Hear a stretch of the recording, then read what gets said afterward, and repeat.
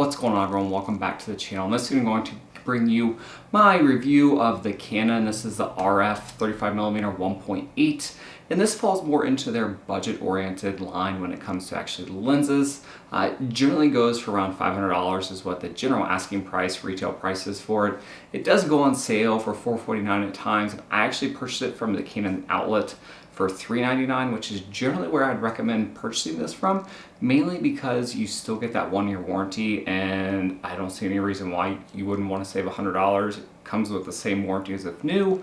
Generally, it's missing like the retail box, but it did come with caps, lens hood, so you do get those two accessories with it. So that's where I got this copy at, and this is an interesting lens in that it's actually primary focus for video. At least that's what the Canon website actually said, and that's generally why I got it for. I use it for photography from time to time, and I'll go into that also and why this may be a better lens than you may actually think.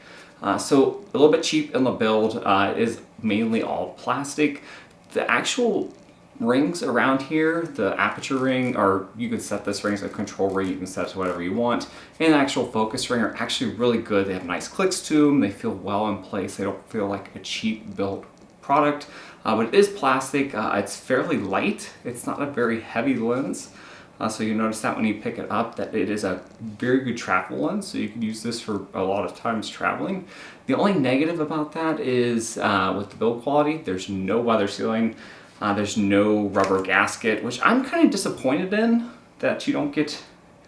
Probably not going to focus on that. If it is, you're probably not going to be able to see it because of how the light's set up in here. But I would like to have some type of weather gasket on the back. I don't think that would be anything that would break the bank. So you don't have anything like that, which would be nice. It's not necessarily a deal breaker, but I wouldn't want to use this for long terms if you were doing it out in a ton of rain or on the beach or desert or any type of climate like that. And I don't believe there's any internal weather sealing, so that's one negative. Versus the L series lens have all kinds of weather sealing in there, and they're more of a pro grade lens. It also has their STM motor, so basically what that means is that this will protrude out a little bit as it focuses, but I find that that's only for certain very few situations. So I find that it does come out, focus a little bit, it'll come out here and there from time to time, but generally it's not extending all the way out unless you do like some macro stuff or you do something that's a little bit close or further away. So I haven't had any issues with that, but it doesn't have the USM motor in it. For example, I'm shooting out with the 50mm 1.2 L lens with the two USM motors in it. So if you can hear the clicking in the video, that's because the USM motors are loud. I mean, the STM motor is loud also, but I don't find that it's any louder. So it does have that motor in it, so it is a tad bit slower to focus than, let's say, your USM motors or any of the Sony like G Master lenses. Those lenses are amazing when it comes to autofocus speed, but it's pretty sufficient. I find it's similar to speed and focusing as the 35mm 1.4L on the RF side of things. Any of the Nikon lenses out there, the 1.8 S lenses for the Z mount, I've had all three of those, or at least the prime lenses of those, and I find that it focused pretty well. I didn't have any issues there, so I'm really happy with that. I find the focus is pretty sharp, pretty accurate, pretty dead on. When it comes to video, is where this thing really shines, is that it's ultra silent. So focus is quick. It doesn't hunt around when it's focusing. That's probably more the camera than anything, but it doesn't hunt around or anything when it's focusing. And overall, it's just a really well-used lens, or easy-to-use lens when it comes to video, mainly because of how quiet it is with focusing. A little bit louder with photos, but with video, it's very smooth. You don't hear any of it with the shotgun microphone, which is mounted right on top of the camera, so you don't really have any issues with it there, but I've been really happy with that. Has image stabilization, so it does have IS, which is a good feature to have. So you have embodied image stabilization in my Canon R6, and you have it in this. But if you have the Canon EOS R, this would be a great all-around travel lens if you're doing any type of vlogging or any type of video and photo work, it would be a great versatile lens for that. The only negative is that I think for vlogging you really need like a 20 or 24 millimeter, or even for just general video I prefer the 24 millimeter range, which is rumored that they're going to do a 24 1.8 STM version of that, which would be nice. What else?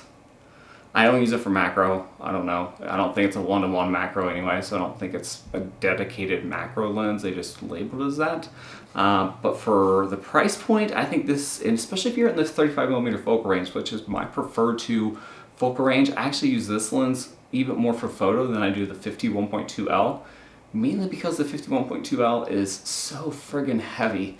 It does not warrant carrying around all the time. Yes, you get gorgeous images with it, but I think you can get just as good of images with this in a little different light. So you're not going to have that background, that same background blur that you have with the 1.2, or even if they come out with a Canon 35mm 1.2, you're not going to have the same background blur, but it's pretty sufficient, and I find it's a very good go-to travel and video lens.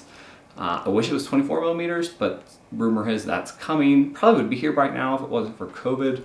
But that'll probably be my next lens that I pick up. I would highly recommend you get this from an outlet for $3.99. Do not pay more than that for it, even if it's out of stock.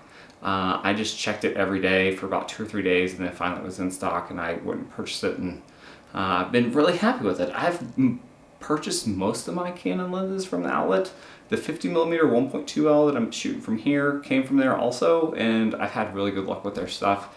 And Canon customer service is good, so if you had a problem, they would fix it without any issue. So that's it. 52mm filter thread, which is good and bad, is that it's not as common as 62 or 67, but they're super cheap. I got this B&W one or B plus W one for like $15 brand new, 15 or 17, so smaller filter size, cheaper they are, which is a good feature. So that's it. If you have any comments, questions, leave them down below. Just because it's a cheaper lens doesn't mean that the image quality isn't as good. I think all the Canon lenses, RF ones, are good, and I'm honestly thinking about downgrading my 50mm 1.2 to the 50mm 1.8 just because it's $200. I'm not a pro. I bought this lens because I had the money, and I like taking photos. I like doing video stuff. We have a 15-month-old. I love taking photos of them with both these lenses actually, but I may downgrade for that. So you don't need the best $2,000 lens out there to get good quality work. And this is way better for video than any of the RF L lenses, just because I don't think the USM motors, unless you have a lavender mic, they're just way too loud. Or at least the one on here, it focuses. Maybe it's because there's 2 motors in it, so they're all constantly, you always hear this chatter when it's focusing. You do not hear that with this. So that's it. If you have any comments, questions, leave them below. I'll get back to you next time. Have a good rest of the day, weekend, whatever it is out there, and I'll see you guys next time.